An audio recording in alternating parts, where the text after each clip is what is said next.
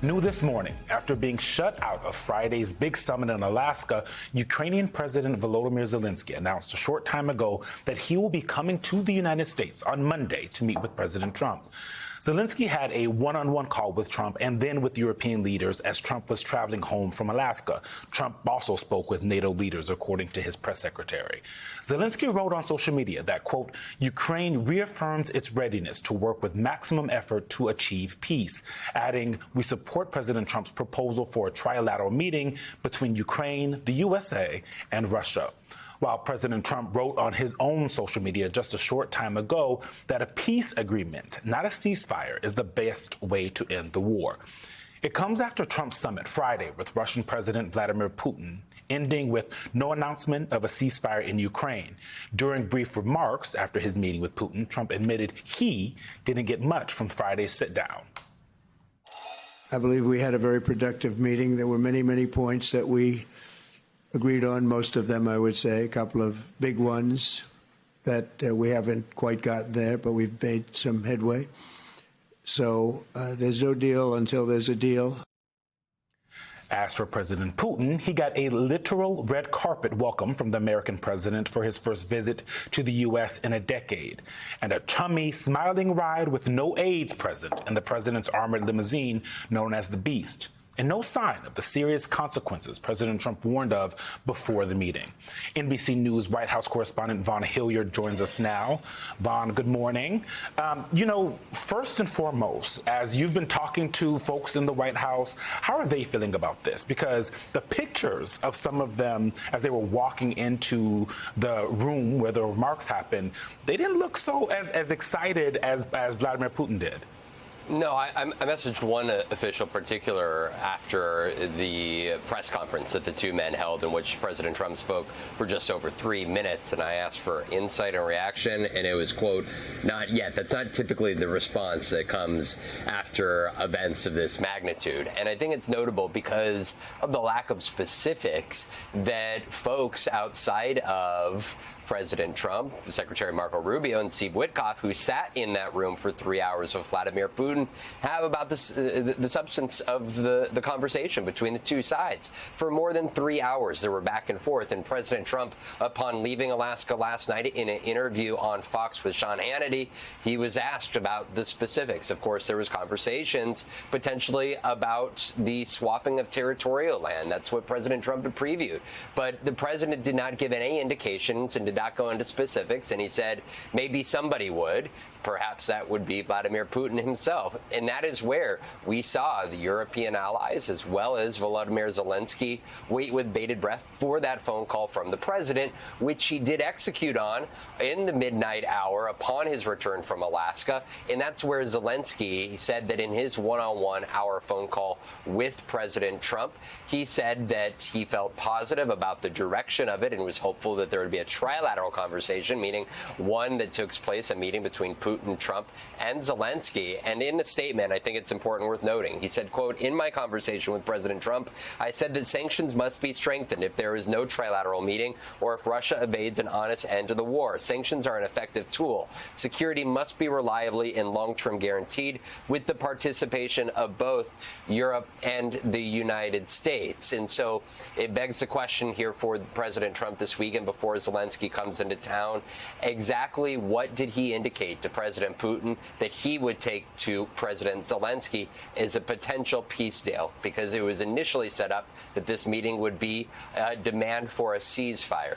That did not take place, and instead you heard President Trump say from that podium yesterday that President Putin wants to end the killings as much as he does. It's worth noting that more than 70,000 Ukrainians have been killed, soldiers and civilians, at the hands of Russians in this 3.5-year war led by President Putin. Guys. NBC's Vaughn Hilliard from the White House, thank you so much. Let's bring in Richard Haass, President Emeritus of the Council on Foreign Relations. He is the author of the weekly newsletter Home and Away. And Celeste Wallander, who was responsible for Europe, NATO, Russia, and Ukraine as Assistant Secretary of Defense in the Biden administration. She is also Executive Director of Penn Washington.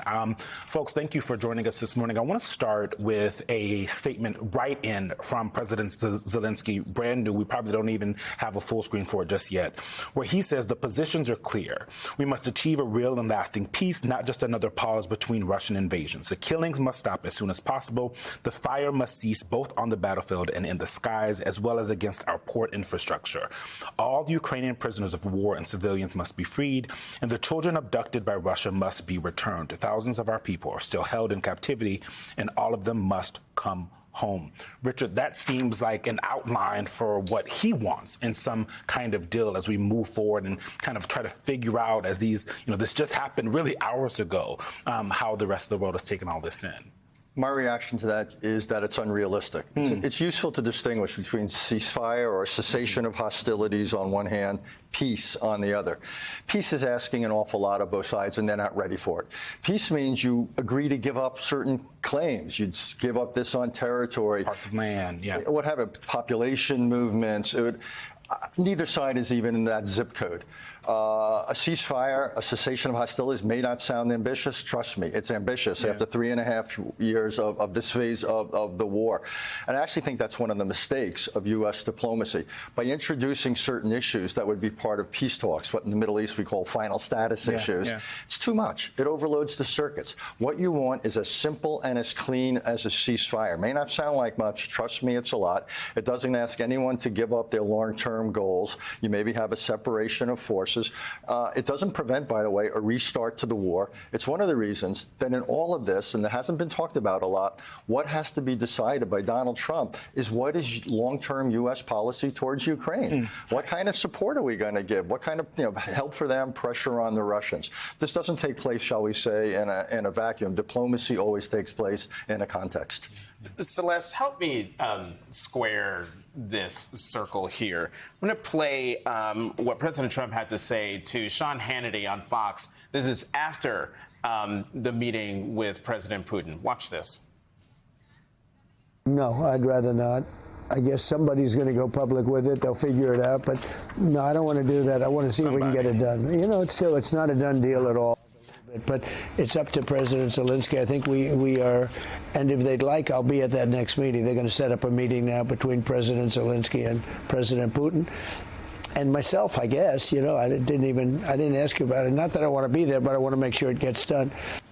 Okay, I wanted to play that, Celeste, because President Trump is putting all of the pressure on President Zelensky here. He is the one. It's up to him. Now, let me read you this from this man by the name of Miroshnik, who serves as the Russian Foreign Ministry's ambassador at large for the Kyiv regime's war crimes. It says here, as a leader of Ukraine, as he calls himself, Zelensky is unacceptable. He cannot sign anything. So how is a ceasefire or even a peace deal going to be possible when the Russians do not view President Zelensky as legitimate, and the President of the United States is saying it is up to the guy the Russians say is illegitimate to come up with a deal? Well, thanks so much for setting that up so well. And I think you've done a great job of showing how difficult and complicated the situation is, as Richard also laid out extremely well. From the beginning, the stakes for Putin are not controlling territory in Ukraine. Controlling territory is instrumental to controlling the political leadership in Kyiv, having influence over Ukraine's foreign policy, security, and economy. And that is why they are talking about the illegitimacy of Zelensky, because one of the demands that Russia has made for a peace settlement is to be able to hold new elections with Russian influence, of course, in those elections, so that Putin's desired leader, the one he can work with to control Ukraine, is actually the president of Ukraine. So as Richard noted, there is so much distance between an acceptable peace settlement that at most what you could achieve is a ceasefire. And the reason you did not see any progress on a ceasefire in the discussions in Alaska is that Putin doesn't want a ceasefire because Putin believes that he is winning on the ground. That is the reason for these strategic attacks on Ukrainian critical infrastructure, on cities, on civilians, as well as on the front lines of the battle. So Ukraine is ready for a ceasefire. Zelensky has said he's ready for a comprehensive or even partial ceasefire. But Putin's trying to change the game by talking about a final settlement that he knows is a long way off. He's buying time. And meanwhile, he gained legitimacy and he broke out of the isolation that the international community had put on him 11 years ago, the first time that Russia invaded Ukraine. Richard, the thing that I think is striking us and also all the people around the world who are waking up to all of this news and trying to figure out what happened here is that Putin just a few years ago, just yesterday, 2 days ago, was a pariah, right? Most European leaders had not spoken to him in a very long time since he invaded Ukraine. But this NBC article that we have up today with this breaking news, Putin rehabilitated by reception in Alaska, and that's according to a German lawmaker. The quote is, "There is no ceasefire and there are no serious consequences," Roderick Kaisweider of the center-right CDU party told German broadcaster ARD today. Instead, Kaisweider said the summit allowed Presidents Putin and Trump to appear on the world stage as equals and said Putin's red carpet reception of Putin was in blatant contradiction to the reception given to Zelensky at the White House. I assume that's Trump's red carpet reception of Putin there. He got a ride in the beast, which doesn't happen that often. He got this flyover, all these beautiful pictures, Donald Trump smiling and shaking his hand. He got to talk first during the remarks and last. What did the United States get out of this? We'll just take a step back. The idea of having a summit with Vladimir Putin, given everything you've talked about, it should have been made conditional. Yeah. To me, one of the most surprising things of Alaska was how unconditional the entire thing was. You're right. Putin not just was, but is a pariah. Yeah. The attacks continue. The war crimes continue. While they were meeting, it appears. Absolutely. So to give him an unconditional reception seems to me wrong. This all should have been wired, which is my larger point. Yeah. The idea that the American officials seem surprised and disappointed. Look, I've worked for several presidents. I worked for 4 years at the White House for George Bush the father. The idea that a president would go to a summit only to be surprised, these ought to be the most wired interactions. There were almost nothing left for uncertainty. Lots of conversations that happened beforehand, the president just putting a bow on it. Exactly. 99% of it ought to be wired. Now, not a guarantee, but wired. This seems to me to have been just the opposite. And I don't know if Putin misled the United States, if the envoy, Steve Witkoff, simply got played. I don't know if Donald Trump simply was so cocky that he thought the power of his personality could bring Putin around.